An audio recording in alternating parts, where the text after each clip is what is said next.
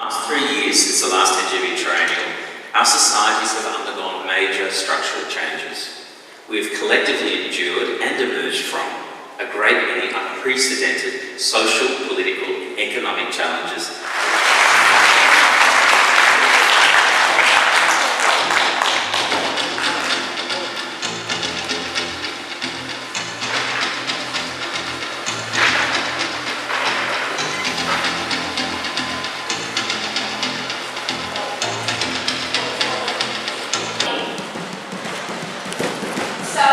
I like working with robots because unlike algorithms that are purely digital, robots are a bit like humans because they have bodies. So our work is very physical.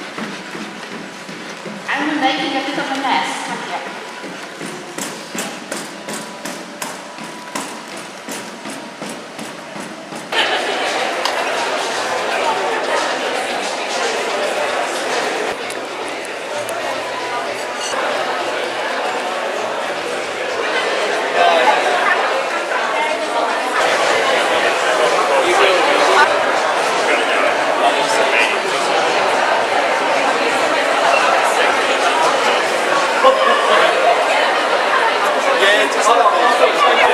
Should we be scared of this?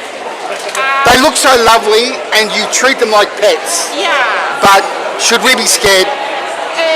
No, definitely no. They are very obsessed with their creativity. They have no interest with other activities. They are useless other than art. So no, don't be scared. Robotics are very special in that sense because again, unlike chatbots in AI that is like a doll, has no body, doesn't have to deal with anything, can't really relate to us as humans. Robots, they have to deal the same stuff as we do. So I think they're more authentic in that sense. When did you fall in love with robots? 2019 when I first met Spawn. I came actually to paint a portrait of it as a celebrity robot, and then engineers came to me and they're like, wow, you have to play with the robot, and that's how we met each other. Well, they are industrial. I don't think these will never be at home. They are really industrial robots to do the job that we don't want to do.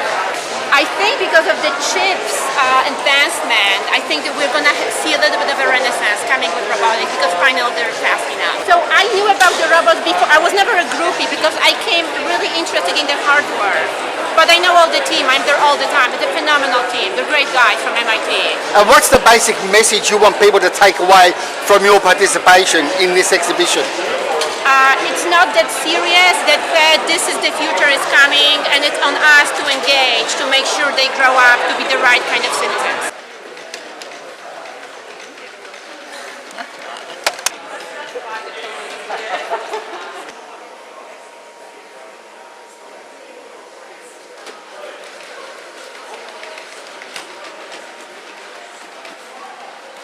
We work on introducing innovative technologies in the healthcare space. Right.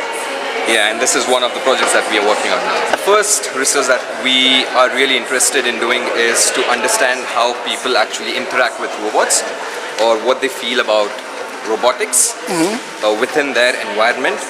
And then we plan on introducing this into the aged care to help elderly carry some stuff around for them or just be a companion. People have this preconceived notion already watching Black Mirror episodes and stuff like that, and this has featured in it. We want to change that perspective. Well, interestingly, we've seen very different kinds of reactions to the robots. So the Health Transformation Lab got one of these Boston Dynamics robots to help us look at how to introduce automation into the health system. So how can automation make it helpful for the humans in the health system, and what kinds of tasks could it take on, and how could that equation be solved? So for example, one of the things we're researching is when nursing students train and learn their curriculum, how do we accompany students on their day-to-day activities and understand how the workers in the system could find something like this useful. And we're also just really exploring the question of how the public will respond to seeing robots in public spaces. So part of our first step is just understanding what is the reaction and in what environments is it seemed acceptable or inviting. And people have been conditioned to be wary, if not outright scared, of robots in the home walking around in an autonomous manner. Yes, yes. So how do you address that or redress that? Exactly, and it's a great question, and which is why we're actually trying to do the research to understand